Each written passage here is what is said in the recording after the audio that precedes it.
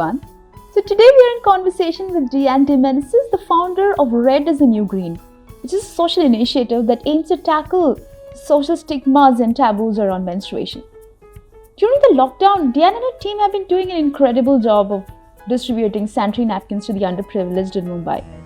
You won't believe, until now they've distributed over 240,000 sanitary napkins, and they obviously aim to do more and solve the issue of period poverty in India. Let's welcome Deanne to the conversation and ask her more about this.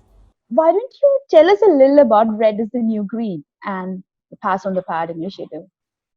All right. So, hi everyone. I'm Deanne from Red is the New Green. I founded it about 4 years ago.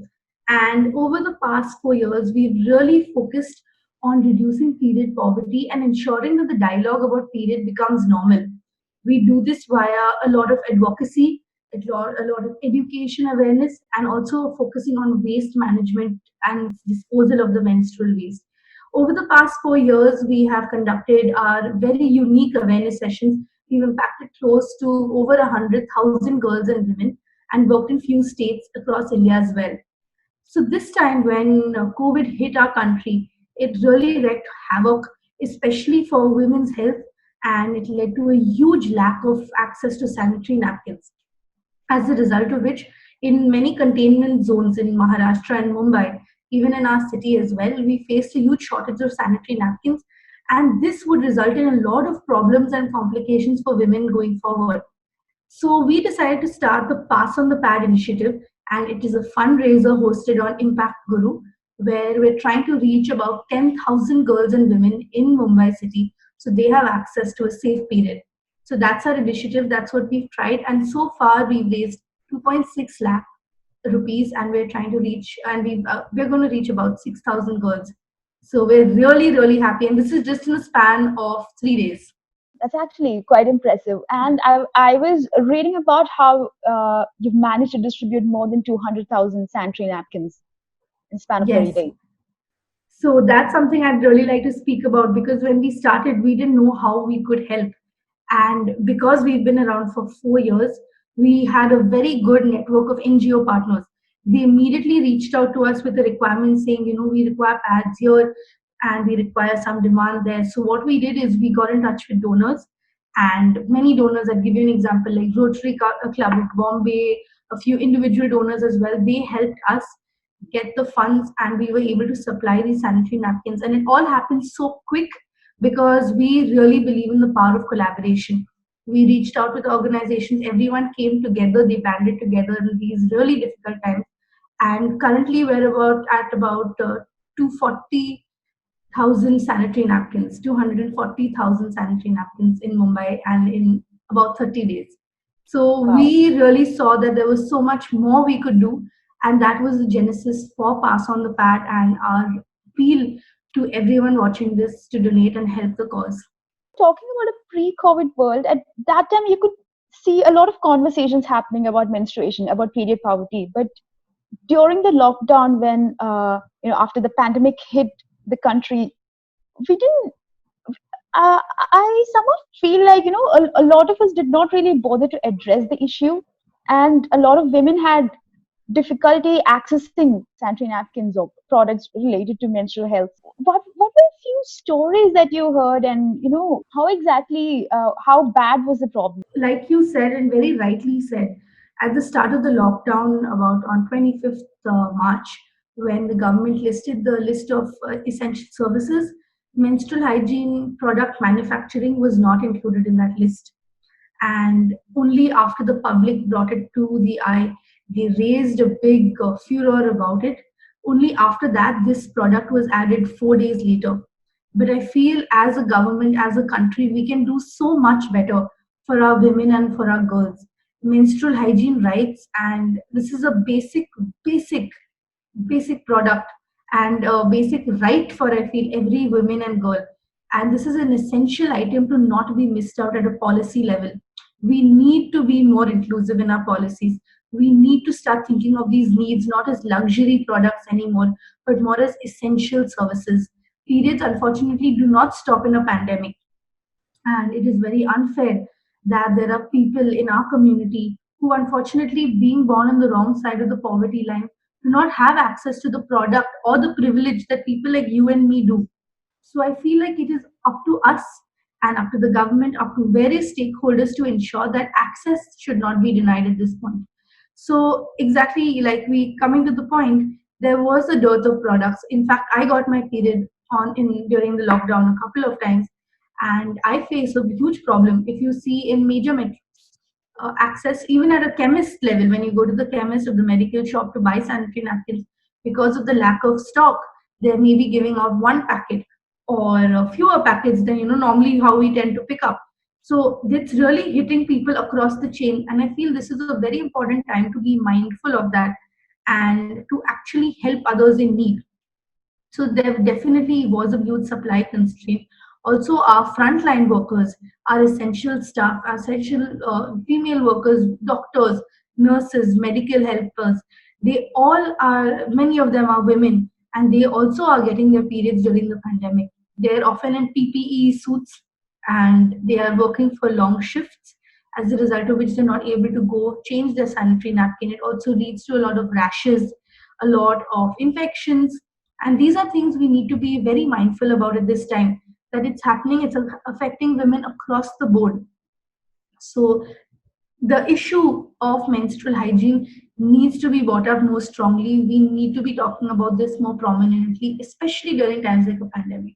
What exactly is your modus operandi like? Do you meet the people, explore stories on your own, or do you partner with NGOs? How exactly does it really work? So this is a really difficult time, like I said, where health is at, of course, and risk is very important at this time. You have to ensure safety at the forefront. So we work with a set of NGOs who are very credible in the work they do, who are working closely with the government, with the BMC, with organizations like UNICEF at a very strong, at a very direct level. So we partner, in fact, with these organizations. We help them get access to these pads, and on our behalf, they do a door-to-door distribution of these products. So we've seen that in the past, it has really helped. And stories I've heard on the field, I've personally gone door-to-door distributing sanitary napkins at the start of the lockdown, and the stories were incredible, and it was heartbreaking because they were so grateful at just receiving a small packet of sanitary napkins. They were like, "Thank you for considering these needs. This is something we're just not able to afford at the moment." And they're resorting to methods like cloth pads, which, if used correctly, it's absolutely a great way to manage your period. It's sustainable as well. But in many cases, access and lack of safe water, often they don't have space to dry the sanitary napkins. It leads to very unhygienic conditions, and that can also have very severe health repercussions. So what we've noticed is that our main modus operandi is working with an existing network, leveraging our partners, leveraging our connections, meeting new people. We made so many new and amazing organizations who are on the field, who we've come together with beautifully and work to help get these pads to girls and women in our city. Why did the initiative specifically stick to sanitary napkins and not, a sustainable alternative like menstrual cups? We took a very conscious decision to stick to sanitary napkins. At Red is the New Green, waste management is a big part of what we believe in and what we work towards. So we were mindful of the fact that these questions, and these are valid, absolutely valid concerns. With a menstrual cup and any other product, you have to give correct information. These products are a one-time investment, but are more expensive than a sanitary or disposable sanitary napkin. And often, if these products are not accompanied with information, with education, and with support in terms of helping the person adapt to the product, working with them, hand holding them, I feel it's unfair to give a product and not give them the information alongside it. In current times and situations when there are so many people and so many needs to address, at this point we felt that the disposable sanitary napkin was a good option to ensure that at least during this time they're able to manage their menstrual hygiene effectively. We obviously do promote, and we do tell them that if you all want to look at other options, we'll give you more help. But we feel at this point that we wanted to make and go ahead with sanitary napkins. Tell us a little about the period party that you had recently. What Sure. exactly happened there? Was it in itself sounds very exciting. So. So definitely, and we just wrapped up the period party, and we had so much fun organizing something, especially something all of us as the team believe very strongly in.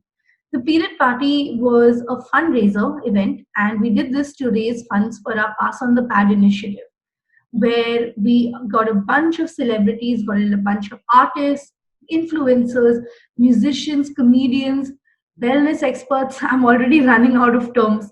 There's something in it for everyone. And all these people were so kind enough to take out time out of their really, really busy schedules to come in, create a really fun piece of content for us. So we have Natasha Noel, who's a very, very famous yoga expert. She did a period piece on managing your period via a few yoga techniques. We had Meher Malik, who explained beautifully that how belly dancing, she's a belly dancing expert and a very professional trainer and dancer as well. She explained how actually belly dancing and movement helps managing your periods, also helps with conceiving, helps with many women health problems, and that's something I had no idea about. We also discussed gender and sexuality and menstruation, in the sense, because often we say that it's not just women who get their periods, there are so many others in the gender spectrum. We spoke with the gender fluid activist called Durga Gavde, which was very enlightening for many of our audience to understand what it's like, not just from a very traditional female point of view. We had the most fantastic journalist. We had Faye D'Souza come in. She spoke about her experience on the front line. And all of this was hosted by the comedian and a great host. His name is Abish Matthew. And he walked us through. We did 2 days of the period party, and it was just absolutely mind blowing. And we raised 2.6 Mhm. lakhs throughout the efforts, and we're still Wow. continuing. So we're really, really excited. And for whoever's watching, we really urge you to do your bit. No donation is too small. And for any details you need, you can visit Red is the New Green, and you can find all of it there. And I'm sure in the article we'll have it linked as well. Is there another period party coming up anytime soon? So we are absolutely exhausted because we have distribution work, and planning this party really took everything from us. The team has worked really, really hard to pull it off. And Mhm. definitely, there is definitely always time, a reason to party, and definitely there is going to be a period party soon. But we felt that despite all the doom and gloom which is currently happening, we felt that this year has been incredibly difficult for so many people. We just did not want menstruation to be one of the reasons to be added to this list of 2020. We said that if this Right. is a really, really simple thing we can fix, it's a no-brainer, and it's very, very easy. So let's do our best to ensure that everyone has access to these products. So that's why we did this, and we had a lot of fun doing it as well. And we're really excited. And if you want to catch all the things that happen, don't worry, we have it all saved. You can head on to our Instagram page and look at the IGTV section. We have all of it there. So take your time, get into your party mood, and definitely come check out whatever they've created for you. Thank you so much, Diane, for Thank, your time. It was an thank you, absolute pleasure Parvati. talking to you. And You all the best. too. We really hope that you get to distribute more menstrual hygiene products to, more and more women in the country and across the world, and actually solve the issue of period poverty very soon. Let's just hope for the best. Yes. Thank you so much for having us on board. And we're so excited to do this with you. So, everyone watching, please stay safe during this pandemic, and please take care of your health. And if you have a sister, if you have a mother, if you have a friend, and if they're on their period, please be kind and help and support in whatever way you can. Thank you so much, Parvati.